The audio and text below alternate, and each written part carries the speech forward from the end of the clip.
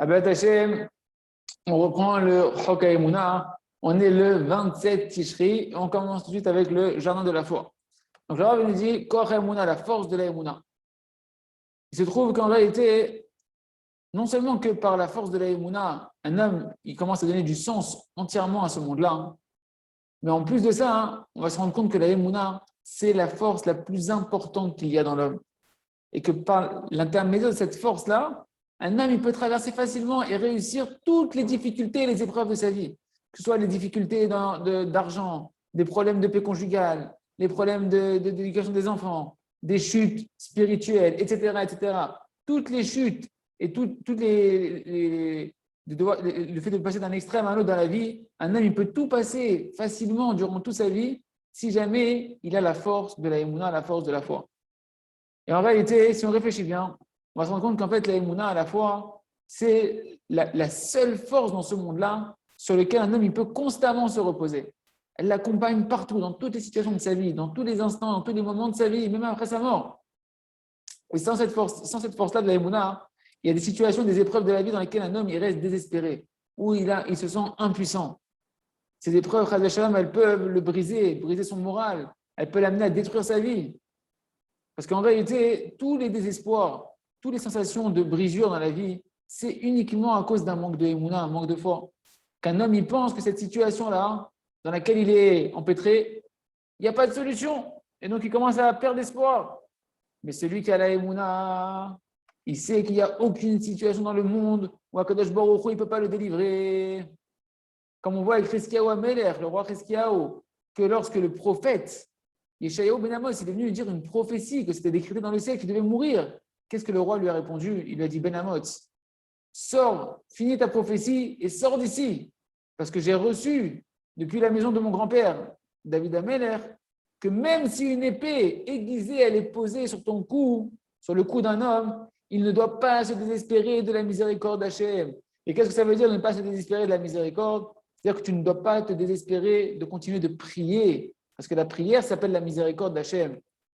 Et au contraire, même si d'après la nature, il n'y a pas de solution devant toi, par la prière, oui, il y a de grandes solutions devant toi, via Hachem, et tu as la chance de sortir, tu as la possibilité de sortir de tous les problèmes immersés à Hachem. Il y a Hachem qu'on apprenne à manipuler cette force essentielle et unique qui est dans l'homme, qui est la Emouna, et qu'on puisse, grâce à ça, traverser toutes les épreuves de la vie de la meilleure manière et pouvoir savoir qu'il n'y a pas de désespoir immersé à Hachem. On continue avec le jardin des louanges. Donc, le Rav nous dit, on est obligé, c'est une obligation de voir le bien. C'est pas c'est bien, c'est une obligation de voir le bien. On va voir un peu plus dans les paroles de nos sages, comment ils ont institué en fait la prière du matin, que dans les textes de la prière du matin, au fur et à mesure, dans les pages qui vont suivre, on va voir comment en fait, c'est un devoir de remercier Akadosh Baruch Hu. C'est marqué comme ça dans la prière du matin. Toujours un homme, il doit craindre le ciel en secret et en public. Qu'est-ce que ça veut dire? C'est qu'en réalité, un homme, lorsqu'il est à côté de tout le monde, il se comporte comme un tzaddik, comme un juste parfait, il est extraordinaire, mais dès qu'il rentre à la maison, ça y est, c'est quelqu'un d'autre complètement différent. Rien qu'il a quitté les copains, il rentre à la maison, ça y est, il est devenu complètement une autre personne. C'est pourquoi la prière, cette prière-là qu'on fait le matin, les sages nous ont institué de se rappeler, chacun d'entre nous, qu'on doit être avec de la crainte du ciel, même lorsqu'on se cache tout seul dans sa maison et que personne ne nous voit. Et il faut se comporter à la maison seul, au moins avec la même crainte du ciel que lorsque tu es en compagnie d'autres amis. La suite de la prière nous dit, et un homme, il doit reconnaître la vérité et dire la vérité dans son cœur. Il doit se lever le matin et dire, maître du monde, je ne viens pas te demander des choses en m'appuyant sur ma petite coude. Sur ma petite coude, c'est sur le fait que je suis injuste.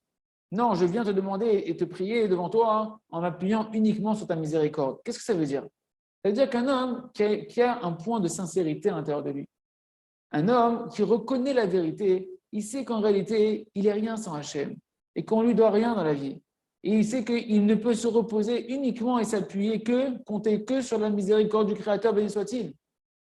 Et dès qu'un homme il a un peu de sincérité qui s'en tient à l'intérieur de lui, immédiatement il peut dire Hachem, je ne viens pas devant toi comme un tzaddik. Et de ce même point de sincérité, il peut reconnaître la vérité et dire la vérité dans son cœur et continuer les paroles de la prière en disant mais qu'est-ce que l'on est à Kadosh Baruch Hu? Qu'est-ce qu'elle est notre vie? Toutes les bontés qu'on a pu faire, qu'est-ce qu'elles sont devant toi, Kadosh Baruch Hu? Même toutes les mitzvot que j'ai pu faire, qu'est-ce qu'elles sont devant toi? Qu'est-ce que c'est ma force, Hachem? C'est quoi ma puissance à Kadosh Baruch Hu? N'est-ce pas en réalité que Allo kol hagiborim kain lefanecha, c'est marqué dans la prière, tous les puissants, ils sont rien devant toi, Hachem. Même durant leur vivant et à plus forte raison après leur mort. Après, c'est marqué dans la prière, et les gens de grande renommée, qui ont des grands noms dans le monde. Dans ce monde-là, il y a des gens qui ont des grands noms. Et même durant leur vivant, ils ne sont rien devant Akadosh Baruch Hu. À plus forte raison, lorsqu'ils partent de ce monde-là, il n'y a personne qui se rappelle d'eux. C'est comme si ils n'avaient pas existé. Et les sages, maintenant, la prière continue, elle nous dit, Rachamim, et les gens qui étaient intelligents, les intellectuels de ce monde-là, c'est comme si ils n'ont pas de sagesse devant toi, Akadosh Baruch Hu. Parce que toutes leurs actions ne sont que vanité. Qu'est-ce que ça veut dire, ce passage de la prière? Tant qu'un homme, il ne s'attache pas au but de la vie, alors toutes ses actions ne sont que de la vanité. Tout est vide.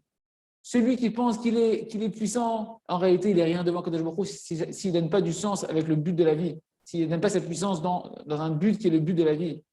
Les gens de grande renommée, c'est comme si ils n'existaient pas. Les gens qui sont intelligents, c'est comme s'ils n'avaient pas d'intelligence devant Kadosh Baruch Hu. Mais dès que tu vas maintenant utiliser toutes ces qualités-là pour t'attacher et les attacher au but de la vie, alors oui, tout devient important. Et tout devient quelque chose de significatif. Comme on voit concrètement, par exemple, que nos sages de mémoire bénie, les Talmidei Chachamim, ils continuent à vivre, même après leur mort. Et on raconte leurs histoires, on apprend des enseignements de leurs histoires. Et on se rappelle d'eux encore des milliers d'années après qu'ils soient partis. On ne les oublie jamais. Ils sont véritablement vivants après leur mort. Et c'est marqué que leurs lèvres, elles continuent de remuer dans la tombe lorsque l'on dit des paroles de Torah qu'eux-mêmes ont écrites. À ce moment-là, quand on les dit en leur nom, leurs lèvres se remettent à remuer, ils sont encore vivants dans leur tombe. Avec Hachem, on verra demain, merci Hachem, comment la suite de ce texte de la prière nous montre qu'en réalité, ce n'est pas une bonne conduite de remercier Kadosh Baruch Hu, mais qu'en fait, c'est un devoir et qu'on a une mitzvah de travailler le remerciement. Donc, Baruch Hachem, on travaille le remerciement tous les jours avec le genre des louanges, qu'on puisse continuer à avancer, à remercier tous les jours à Kadosh Baruch Hu de plus en plus, merci Hachem. On continue avec le livre à travers champs et forêts pour faire notre heure d'une bonne de doute. Aujourd'hui, au moins une heure d'une bonne de doute, merci Hachem. Des paroles qui sortent du cœur. De la même manière qu'il y a un mauvais penchant qui se renforce sur l'homme dans n'importe quel sujet spirituel et qu'on ne peut se renforcer nous-mêmes sur ce mauvais penchant que par la force de la prière, et bien c'est la même chose pour le sujet spirituel de la prière. Il y a un Yetzer Hara sur la prière et on ne peut se renforcer sur ce mauvais penchant qui vient sur la prière que par la prière. D'après le principe qui est entre nos mains, que si Akadosh Baruch Hu il ne nous venait pas en aide face à notre mauvais penchant, on ne pourrait pas le vaincre. C'est pourquoi un homme qui veut mériter de pouvoir tenir entre ses mains l'essentiel des commandements positifs, du Hasetov qui englobe les 248 commandements positifs, qui est la prière c'est celle qui est l'essentiel de tous les 248 commandements positifs, eh bien, il doit beaucoup prier sur la prière, comme on va expliquer. Prier sur la prière pour surmonter le mauvais penchant de la prière. Et c'est ça que le Maran, Rabbi Yosef Karo, dans le Shulchan Arour, dans le chapitre 98, il nous ramène à l'enseignement suivant. Il y avait les chassidim, les gens pieux de l'époque, qui étaient des gens de grandes actions, qui faisaient des grandes actions. Qu'est-ce qu'ils faisaient? Avant la prière, tous les jours, ils faisaient des doutes. Ils s'isolaient tous les jours avant la prière, 1 heure avant la prière, pour arriver à prier avec concentration de manière parfaite. Et la question, elle se pose, qu'est-ce que le Shulchan Arour, qui est un code de loi, vient nous ramener ici une histoire sur les chassidim? N'est-ce pas que le Shulchan Arour, ce n'est pas un livre d'histoire sur les tzadikim? Au contraire, c'est un livre dans lequel c'est pas un livre dans lequel on apprend du moussa, où on vient te faire des commentaires. Le Shulchan Arour, c'est un code de loi qui vient nous donner des lois qui sont simples, tranchées et sèches. Comment tu peux te comparer dans la vie de tous les jours?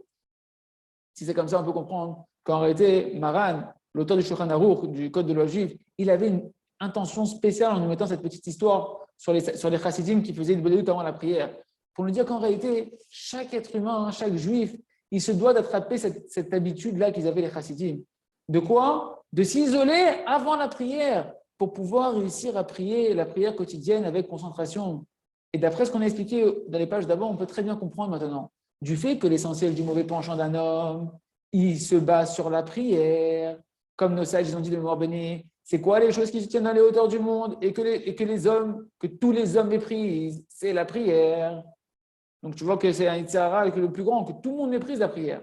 Si c'est comme ça, un homme, il se doit de prendre le temps, avant chaque prière, au moins de prendre une demi-heure et de prier et de demander à Kadosh Baruch Hu de la réussite sur la prière qu'il va prier, afin de pouvoir la prier comme il faut, sans la mépriser, sans vouloir s'en séparer rapidement et de la faire comme un poids qui pèse sur lui.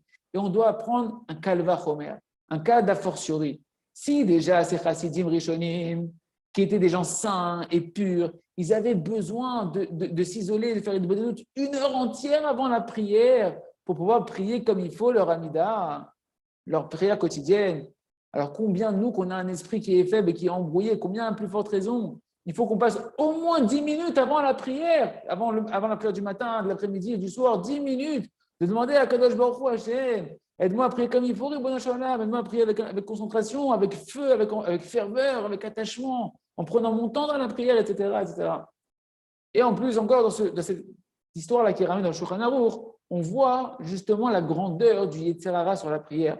Parce que tu vois que même ces chassidim-là, ils avaient besoin de faire des doutes avant la prière pour pouvoir prier comme il faut. Parce que c'est quelque chose qu'on voit concrètement, qu'on peut palper. Que tout homme, peu importe qui il est, peu importe son niveau, s'il ne prie pas sur la prière, il va mépriser la prière comme un fardeau qui veut se décharger. C'est pourquoi chacun, il doit beaucoup prier sur la prière en elle-même. Et peut-être qu'avec l'aide du ciel, grâce à ces prières-là, on va réussir à ne pas mépriser la prière. Car comme on l'a dit, pour la prière, il y a un mauvais penchant particulier qui attrape même les tzadikim et même les gens droits. Il leur rentre à l'intérieur d'eux une impatience, une envie de se débarrasser de la prière. C'est pourquoi la Gemara, elle a dit un langage très global. Elle a dit, les gens en général, ils méprisent la prière. Pour nous dire quoi? Elle n'a pas fait de différence entre les tzadikim, entre les gens justes et les fauteurs, entre les gens de haut niveau spirituel et petit niveau spirituel. Tout le monde méprise la prière. Tout le monde a un Yetzer Hara de mépriser la prière parce que c'est dessus que l'essentiel du Yetzer Hara il se bat. C'est pourquoi c'est la seule mitzvah sur laquelle un homme c'est une mitzvah en tout cas sur laquelle un homme doit énormément prier tous les jours pour pouvoir mériter de la faire comme il faut. Il merci Hachem que l'on se mette à prier sur la prière avant les 3 prières tous les jours, dans notre Ilbo des doutes, qu'on prie pour notre Ilbo des doutes et qu'on demande à Kadosh Baruch Hu qui nous donne l'arme de la prière pour qu'on puisse opérer toutes nos délivrances et gagner toutes nos victoires avec l'aide d'Hachem. Merci Hachem. On continue tout de suite avec le jardin de la sagesse, le commentaire sur le conte du sage et du simple. Donc, ce qui est en gras, c'est le conte et le reste, c'est le commentaire du Rav Arush. Donc, on reprend la partie du conte. Et voilà que le sage a vu qu'il y avait une charrette, une grande charrette avec 4 chevaux et tout l'attellement des chevaux qui était en train de courir comme ça et d'avancer. Alors, le sage, il a attrapé les commerçants qui étaient dessus. Il leur a dit, d'où vous venez? Ils lui ont dit, on vient de Varsha. Alors, il leur a dit, où vous voyagez? Et ils leur ont dit, on va à Varsha. Alors, il leur a posé la question, peut-être que vous avez besoin de moi pour que je vous serve durant le trajet. Ils ont vu, alors les commerçants, ils ont vu que c'était quelqu'un qui était intelligent, qui était très, très aiguisé dans son esprit. Ils se sont dit, bon, ça nous plaît que tu viennes nous servir. Ils l'ont accepté, il est monté avec eux, il les a servis très, très, très, très bien en chemin. Il leur a fait un service, un match du top du service. Et là, le rabbin nous explique, il dit, en réalité, regardez où est-ce que notre sage, notre cher sage, où est-ce qu'il est arrivé avec toutes ses sagesses et sa philosophie? Il est devenu un serviteur. Comme c'est marqué ici, il les a très, très bien servis durant le chemin. Ce même sage, que pour lui, ce n'était pas agréable de faire un petit travail tout simplé, d'être comme le cordonnier, le simple qui est devenu cordonnier. Il voulait être intelligent à ses propres yeux. Il a voulu décider avec lui-même qu'est-ce qu'il va faire de sa vie. Et bien voilà où est-ce que ça l'a amené sa philosophie. Il a commencé à devenir un serviteur qui était soumis à des gens qui étaient au-dessus de lui et qu'il a dû les servir et devoir faire des fois des travaux qui sont méprisants. Tandis que le sage, le simple, lui, c'est vrai qu'il a fait un travail, que c'est un travail un peu simplé d'être cordonnier, mais au moins son travail, il était honorable. Et dans ça, dans ce que Rabbeinu, il a marqué que, dans les mots qu'il a marqué, Rabbi Nachman de Breslev, qu'il les a très très bien servis en chemin, le sage. En réalité, il est en train de se moquer un peu, nous fait un petit peu, il prend en dérision le sage de tous ces gens philosophes qui veulent être intelligents à leurs propres yeux, qui ne veulent pas, durant leur jeunesse, prendre tout de suite le joug de la vie, de rentrer dans les responsabilités de la vie, parce qu'ils veulent continuer à kiffer un peu la vie, se promener dans le monde. Et bon, au final, avec leur sagesse, ils finissent par tomber sous le joug d'autres personnes. Ils deviennent des serviteurs, ils sont obligés de servir d'autres personnes. Et forcément, comme ils sont intelligents, ils sont des très bons serviteurs. Et c'est ce que Rabbeinu dit ici. Regarde, tu étais tellement chacham, tu es un chachamatsu, et pourtant, qu'est-ce que tu deviens? Tu deviens un très bon serviteur maintenant. Parce que Rabbeinu est venu faire prêter attention. On prête l'attention pour le côté sage qui est à l'intérieur de nous. Que parce que par le fait qu'on ne cherche pas le but de la vie, alors toute la sagesse d'un homme, elle ne sert à rien. elle ne lui sert qu'au final d'être au final un bon serviteur. Cependant, il y a quand même ici un point positif dans ce que Rabbeinu a écrit. Il a dit qu'il les a très bien servis. Pour nous montrer que quoi? Que ce Chacham-là, bien qu'il était qu'il a mal fini, mais au début en tout cas, il n'était pas encore détérioré dans ses traits de caractère. C'était encore quelqu'un qui était droit, quelqu'un qui était fidèle, quelqu'un qui travaillait bien. Parce que après, il faisait son travail comme il fallait. Et ça, c'est important de prêter attention à ça, parce que quand on va regarder tout le chemin, dans la suite du conte, comment il a évolué, le sage, et bien on va voir comment il s'est étape après étape, petit à petit, transformé d'un homme qui était quelqu'un de bon et de moral, avec un potentiel très très fort, en un homme qui s'est dégradé à devenir quelqu'un de mauvais, qui a fini dans la décadence la plus grande. Yiratzon le Tachem, Kadosh Baruch Hu, il nous aide à mettre la sagesse de côté et prendre la simplicité et la émouna, et de voir Kadosh Baruch Hu partout et de prendre conseil auprès de Kadosh Baruch Hu et se réjouir de notre part, merci Hachem. On continue avec le livre Or Hadash. Donc le Rav nous dit, le titre c'est Prépare leur cœur vers toi Hachem. Toi Hachem, prépare nos cœurs, leur cœur à tes enfants vers toi. Après tout ce que l'on a expliqué, qu'en réalité l'action, elle n'est pas dans les mains d'un homme et que la seule chose qui est entre les mains d'un homme, c'est sa volonté.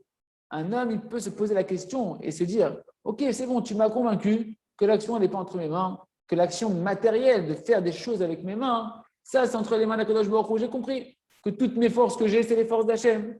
Et qu'en réalité, je comprends que dans chaque action que je fais, qui c'est qui me bouge la main? Eh bien, qui c'est qui me bouge mes membres? C'est Akadosh Baruch Hu, c'est le Créateur. Donc ainsi, toutes mes actions, tout provient de la force d'Hachem. Très bien, ça j'ai compris. Mais ce qui ne dépend pas des actions avec les mains, la foi, l'amour d'Hachem, la crainte du ciel, toutes ces choses qui sont très spirituelles, qui ne dépendent pas des forces de mes membres, je n'arrive pas à comprendre. J'ai l'impression que là-bas, c'est mon libre arbitre à moi, justement. C'est mon travail à moi de craindre Hachem, d'aimer Hachem, de croire en Hachem. Et pourtant, je vois que même là-bas, il me semble que je n'ai pas de libre arbitre parce que j'ai des mauvais traits de caractère qui sont très durs, des mauvais désirs qui sont très très forts dans le cœur. J'ai de la jalousie, de la haine, de la concurrence. Et j'aimerais bien choisir de faire le bien, mais je vois que je n'arrive pas à choisir de faire le bien. Je suis jaloux et je n'arrive pas à ne pas être jaloux. Je haïs quelqu'un et je n'arrive pas à ne pas le haïr. Je suis rempli de colère et de rigueur envers certaines personnes à qui j'en veux et je n'arrive pas à m'en défaire. J'ai des addictions que je n'arrive pas à me séparer de ces addictions-là. Et toutes sortes de mauvaises choses qui tournent autour de moi que je n'arrive pas à me débarrasser au niveau spirituel. Donc j'ai l'impression que je n'ai pas de libre arbitre. Est-ce que véritablement on peut dire que là-bas aussi, c'est l'œuvre d'Akadosh Baruch Hu et tout entre les mains d'Akadosh Baruch Hu? Est-ce que même dans mes traits de caractère, dans mes mauvais désirs et mauvais traits de caractère, je peux dire que ça c'est entre les mains d'Akadosh Baruch Hu? Le Rav me dit, mon frère, mon cher frère, sache que tout ce qu'on a écrit jusqu'à présent et qu'on a expliqué jusqu'à présent, c'est à la fois juste pour tout ce qui est matériel ou bien ce qui est dans le domaine de l'action avec ses propres mains, que dans tout ce qui est spirituel, qui sont des choses, des devoirs qui dépendent du cœur, comme l'amour et la crainte et la émouna, tout va ensemble. Même la crainte du ciel, même l'amour du ciel, même la foi en Kadosh Baruch Hu, c'est entre les mains d'Hachem, comme on va te le prouver, comme je vais te le prouver dans les prochaines pages avec toutes les sources que je vais te ramener de tous les sages du Ham Israël. Mais en réalité, même tout le travail spirituel d'un homme, toutes tes mitzvot spirituelles, elles ne sont pas entre tes mains. La seule chose qui est entre tes mains dans tes mitzvot, c'est ta volonté de faire les mitzvot, de vouloir croire en Hachem, de vouloir aimer Hachem, de désirer la crainte du ciel, de ne pas vouloir les mauvais traits de caractère, de ne pas vouloir les mauvais désirs, de ne pas vouloir être addict d'aucune addiction. Ça, oui, c'est entre tes mains de vouloir ou de ne pas vouloir. Et même là-bas, si jamais tu veux, eh ben, le fait même de désirer dans le ciel, on considère véritablement, si tu veux croire en Hachem, on considère que tu crois en Kadosh Baruch Hu. Tu veux craindre Hachem, on considère que tu crains Hachem. Et ça t'est considéré, mamage, quand tu veux sortir des mauvais traits de caractère, on te considère dans le ciel comme si que tu es vraiment nettoyé de tous les mauvais traits de caractère, de tous les mauvais désirs, juste parce que tu le veux.